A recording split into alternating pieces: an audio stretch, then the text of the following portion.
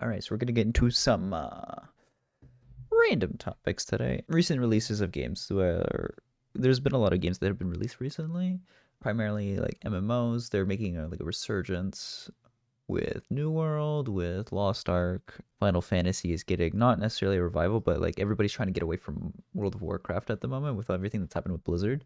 So we've seen like a resurgence in the demand for different MMO games, but most of them have pretty much fallen flat. Take New World, for example. New World had a really rocky release and released with almost no content. Since it released with no content, the majority of the player base has already like left, I would say, and there's only a little bit of population that goes back every time there's a new patch, just to like see what's new and whatnot.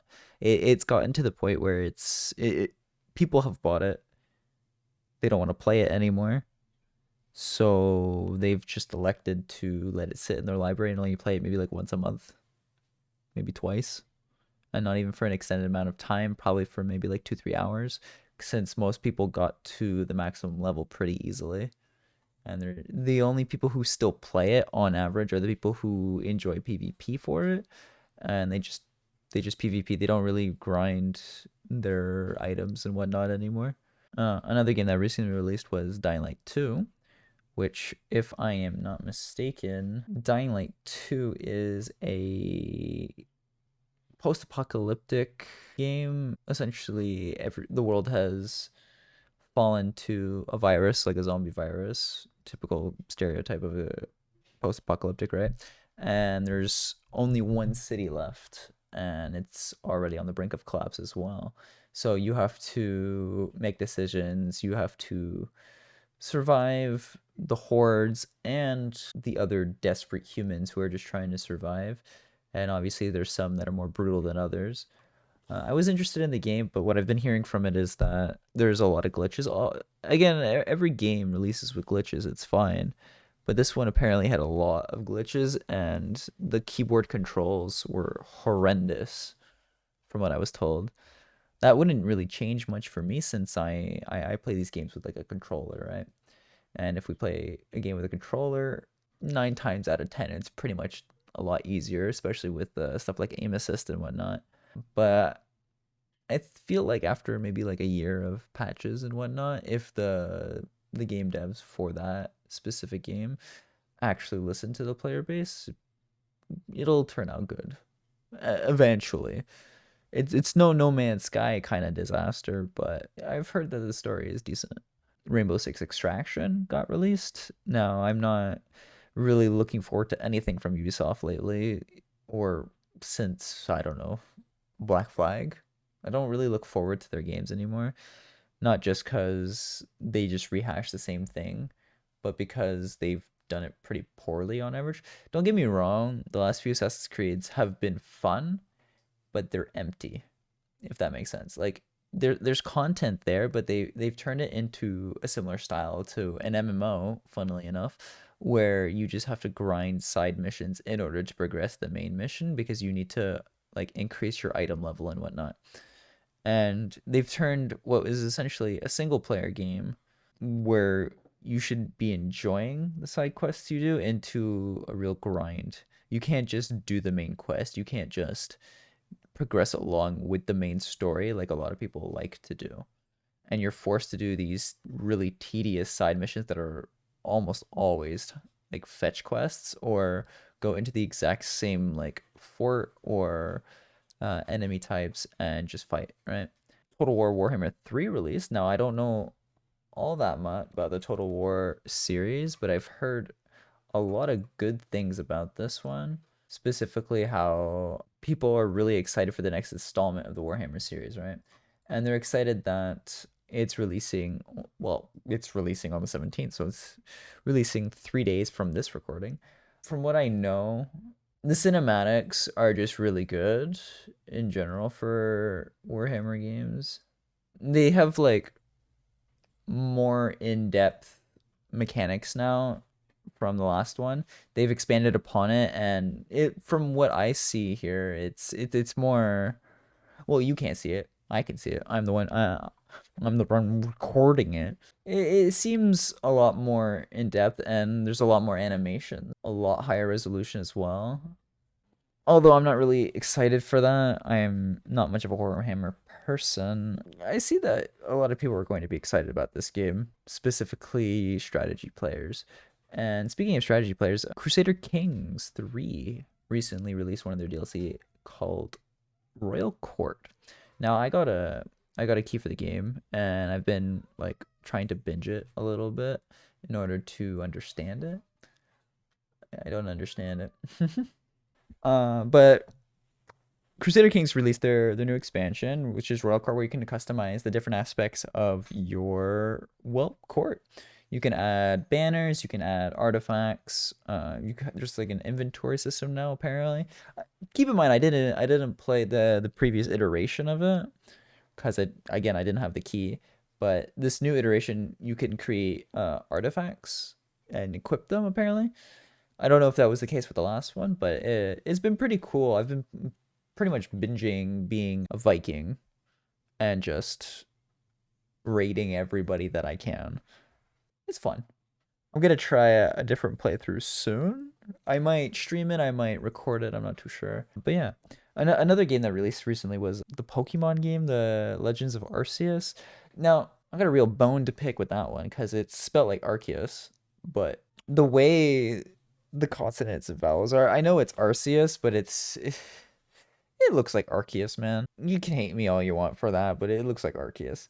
From what I see, not really big in the graphics department, but everybody playing it is enjoying it. It seems like a good installment of Pokemon in comparison to stuff like Sword and Shield, Pikachu and Eevee. Those are the only reference points I have at the moment.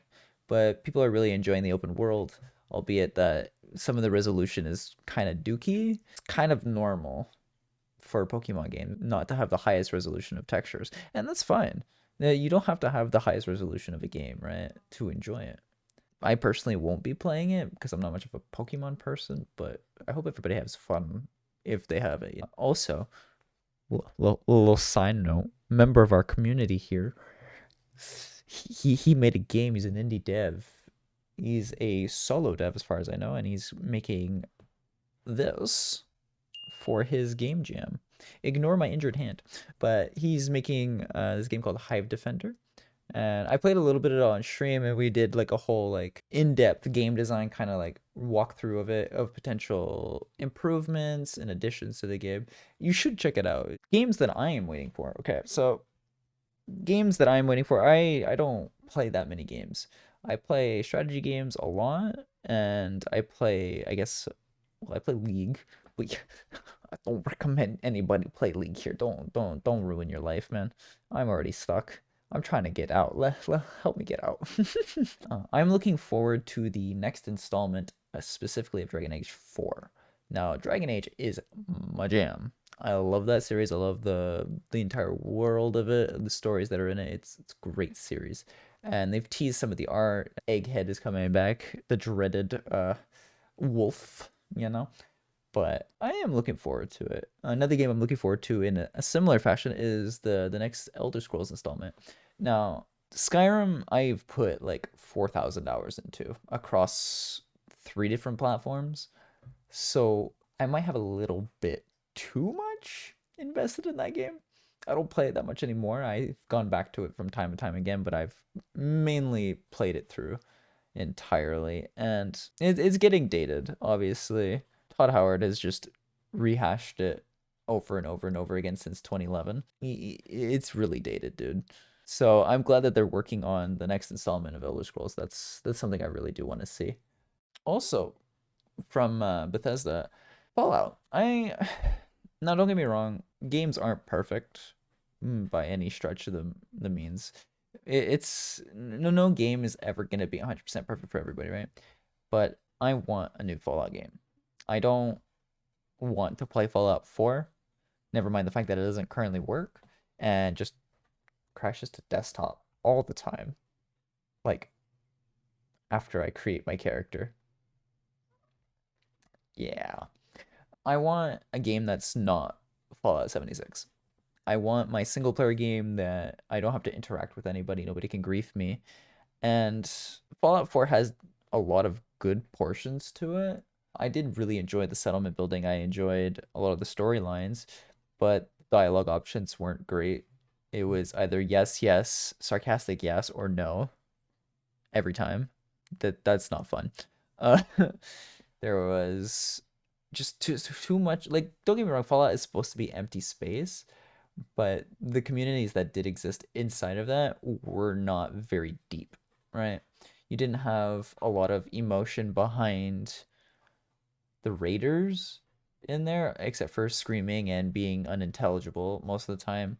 The people who were supposed to be afraid of synths, it didn't really look like it. They just, synth scum. Uh, but I'm really hoping that the next installment comes at a relatively sooner date, simply because I just want another game. I don't like playing the same game all the time. I'm kind of forced into it because there's no new content for anything. And I'm burnt out on a lot of the games that I usually play. Like I'm burnt out on Solaris, I'm burnt out on Minecraft, I've been burnt out on League forever, but I still play it because it's the only game I got fucking got, bro. That's why we playing other games on the channel here. Another game I'm looking forward to is another Mass Effect. Now, the last one wasn't the best, but I believe they can improve upon it, right? There's room for improvement in any of these things, and just because Commander Shepard's story is over, I don't think people should just condemn Andromeda for not being Shepard. Yes, the original trilogy of Mass Effect, it was Shepard. It's all Shepard. It's focused on one person, and you play said person. But you can't really judge Andromeda as a Mass Effect game. Think of it more like, mhm. Think of it more like the first three Mass Effects is Commander Shepard, and Mass Effect.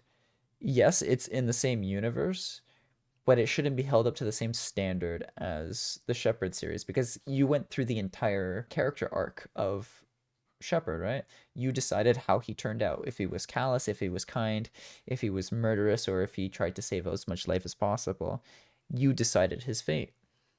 And a lot of people were upset with Andromeda because not only because there was a lot of bugs. Yes, there's a lot of bugs again. Most games release with bugs, but they didn't have the connection to the character anymore, right?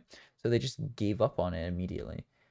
I gave it the benefit of the doubt when I played it. It's a good game. It's not the best game, but as a standalone game in the Mass Effect universe, it's a good game. Could it have been better? Oh, hell yes. It was unfinished. But I do believe that the universe of that series shouldn't just stop because of one game, right? But yeah, I'm just hoping another Mass Effect comes out at some point. Doesn't have to be really soon. I don't want to see that series just die off, you know? But yeah, that's gonna be it for my rambling. If you enjoyed, well, any of that, make sure to like the video, comment down below your thoughts on all these subjects, and I will catch you again at the next one.